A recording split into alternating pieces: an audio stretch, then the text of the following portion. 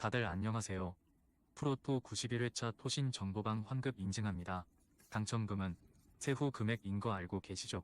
다들 아시겠지만 한 경기 취소되어 당첨금이 반토막 났지만 그래도 당첨 모두 축하드리며 오늘 경기도 분석 시작해보겠습니다. 금일 첫 번째 경기 에임에 대 도치기 분석 시작해 보겠습니다. 에임의 단점은 실점 상황에서의 기복. 사실 이 매치에서는 그다지 리스크라고 보기는 어려울 듯하다. 초반에 골을 허용한 상황에서 극단적으로 공세를 펼치거나 후반 실점 이슈도 그다지 큰 영향을 미치지는 못할 것. 그만큼 도치기가 보여주는 공격력 자체가 형편없을 가능성이 높다. 오히려 전방에 힘을 주는 것이 가능한 에이메가 도치기의 약점을 공략하는 매치가 될 가능성이 더 높다. 최근 5경기에서 2골만 기록하고 있다. 지난 시즌에도 슈팅 숫자에서 리그 최하위급의 모습을 보여주었기에 어찌 보면 당연한 일이라고 할 수 있을 듯. 문제는 도치기가 90분 내내 얻어맞는 상황에서 원정에서는 쉽게 무너지는 양상이 찾았다는 것. 현재 리그 전체 33실점을 기록하고 있는데 그중 24번의 골을 원정에서 허용하고 있다. 에이메가 승리를 기록할 듯. 수비 상황에서는 난조가 어느 정도 있지만 도치기가 슈팅 숫자에서 여전히 리그 최하위권을 면하지 못하고 있다.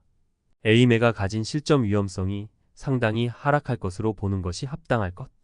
원정에서 보여주는 도치기의 실점 억제력도 냉정하게 최하위권이라고 봐도 무방하겠다.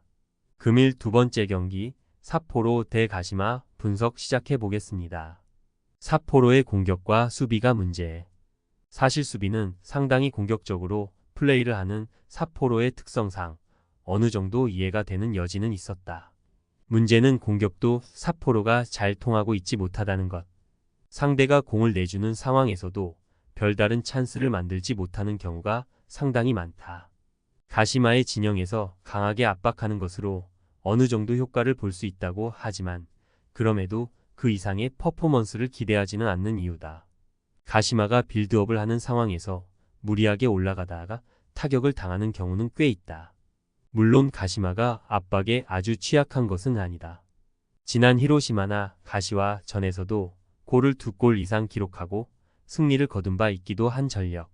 항상 삿포로의 경우는 수비적으로 수적인 열세에 자주 처하는 전력. 가시마가 중앙에서의 압박을 뚫고 가는 상황이라면 많은 공격 찬스를 얻어낼 수 있을 것으로 보고 있다. 가시마가 승리를 거둘 것으로 보고 있다. 일단 삿포로도 강하게 압박하는 것으로 가시마 진영에서의 턴오버는 유발할 수 있을 것. 그럼에도 가시마가 압박을 이겨내는 면모가 아주 취약하다고 보기는 어렵다. 삿포로는 늘 수적인 열세를 수비에서 가지고 가는 전력이고 공격도 잘 통하고 있지는 못하다. 금일 세 번째 경기 이와타 대 쇼난 분석 시작해 보겠습니다. 현재 저메인이 없는 상황. 저메인이 없던 3경기에서 1득점에 그치고 있다. 폭발력으로 이미 11골을 돌파한 저메인의 이탈은 상당히 아쉽다. 다만 쇼난을 상대로는 전반적으로 버티는 능력을 잘 보여주던 편. 2019년 이후로는 멀티 실점 자체를 쇼난에게 내준 경험이 없기도 했다. 이를 바탕으로 한 골 싸움에서는 어느 정도 이와타가 좋은 흐름을 가지고 간 케이스가 없지는 않다. 쇼난이 기동성이 좋은 팀이기는 하다. 하지만 견고한 힘이나 압박을 가져가는 팀을 상대로는 매우 약한 모습을 보여주던 편. 최근 마치다나 가시와 같은 팀에게 고전했다는 것도 이를 증명하는 대목이라고 할 수 있겠다. 지난 시즌부터 수비력에서는 높은 평가를 해주기 어려운 전력이었기에 쇼난이 공격에서의 흐름을 타지 못하면 경기가 어려워질 가능성이 높다. 이와타가 승리할 것을 기대해보고 있다. 저메인이 없어서 폭발력을 보장하기는 어려운 상황. 하지만 이와타가 블록을 세운 상황에서는 쇼난을 꽤 잘 상대하는 면모를 보여준 바 있기도 하고 쇼난의 수비는 늘 어려움이 많다. 이와타가 한 골 싸움으로 몰고 간다면 승산이 있을 것으로 보고 있다. 금일 네 번째 경기 후지에다 대 가고시마 분석 시작해 보겠습니다. 후지에다가 지난 경기 아쉬운 패배를 당하기는 했다. 하지만 라스트 미닛 골을 허용한 것 정도를 제외하면 경기력 자체에 큰 문제가 있었다고 보기는 어려울 듯. 물론 후지에다가 신승 양상으로 4연승을 이어가는 등 수비적으로 버티면서 실리를 챙겨가는 양상은 잘 보여주고 있는 모습이다. 상대를 압박하는 것도 상대의 특성을 생각하면 통할 가능성이 높아 보인다. 가고시마가 실점이 대량으로 나오는 경우는 전방에 힘을 매우 세게 걸어버리는 팀. 후지에다가 이 정도의 역량을 보여주는 팀이라고 하기는 어렵다. 다만 본인들이 압박에 시달리는 상황에서는 무너지는 경우가 잦고 활발한 공격성도 상대의 수비에 막히는 경우가 매우 잦다. 한 골 싸움으로 경기가 흘러가도 기본적으로는 불리한 위치에 서 있다고 보는 것이 나은 셈. 외신의 생각대로 가는 것도 나쁘지는 않겠다. 후지에다가 신승 양상을 잘 만드는 편이기도 하고 수비적으로는 크게 흠결을 잡을 만한 요소가 적다. 가고시마를 확실하게 다득점 양상으로 잡아낼 역량이 부족하다고 하나 가고시마도 공격성에 비해서 상대가 압박하는 환경에서의 힘은 모자란 편이다. 금일 5번째 경기 나가사키 대 제프 유나이티드 분석 시작해 보겠습니다. 기본적으로 미드필더 싸움이나 전개는 되는 편이다. 다만 압박이 강한 상대로는 경기력이나 득점력에서의 기복이 상당히 관찰되고 있는 상황. 지바를 상대로도 전방 3톱이 동시에 터져주지 않는 상황에서는 골을 기록하기 어려워하는 면모가 강했다.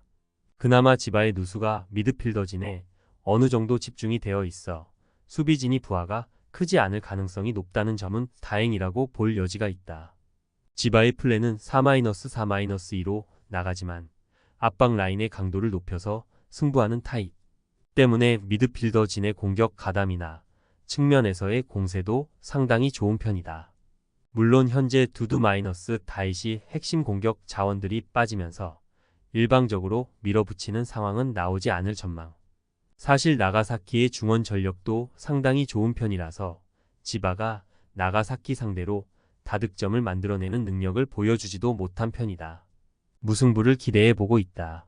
나가사키나 지바나 중원 싸움이 상당히 치열한 편이고 이 때문에 중앙에서 늪 축구 양상이 지속될 것. 지바가 미드필더진의 누수가 있어 불리해 보이는 상황이라고 하지만 나가사키도 지바 같이 압박이 강한 상대를 공략하기 어려워하는 것은 마찬가지였다. 금일 6번째 경기 가와사키 대 가시와 분석 시작해 보겠습니다. 가시와에게는 상당히 강한 편이다. 특히 상대가 압박이나 수비로 나서는 것을 미드필더의 플레이로 돌파해버리는 양상이 자주 나오는 편. 다만 최근에는 선수단이 좀 지친 기색을 보이고 있는 것도 사실인데 요즘에는 피치를 넓게 쓰고 공과 인원을 모두 움직이는 것으로 승부를 보고 있기 때문 평균 연령이 높은 편인 가와사키 입장에서는 이를 잘 커버하기는 어렵다. 가시와도 어느 정도 할 만한 요소가 있기는 할 것. 특히 압박 라인을 유지하는 실력 자체가 제법 좋은 편이라 가시와도 실점을 억제하면 상대가 지친 틈을 공략해 볼 수 있을 것으로 보인다. 지난 삿포로전에서도 상대에게 공을 쥐어주는 상황에서도 결정적인 상황을 많이 만들지는 않았던 모습은 인상적으로 볼 여지는 있었다. 무승부를 기대해 보고 있다. 가와사키가 여전히 나쁘지 않은 전개 능력을 선보이고 있는 것은 사실. 다만 가시와가 버티는 상황에서는 가와사키도 서서히 힘이 떨어지는 양상이 나올 가능성을 배제하기는 어려울 것으로 보고 있다. 가시와도 나름대로 압박 라인의 유지와 수비 능력은 상당히 좋은 편. 토신 최종 조합은 영상 아래 고정 댓글로 말 걸어주시면 토신 정보방에서 무료로 공유해드립니다. 제발 손해보면서 토토하지 말고 다같이 웃으면서 즐겁게 베팅합시다. 함께 하실 분들은 부담 갖지 마시고 편하게 말 걸어주세요.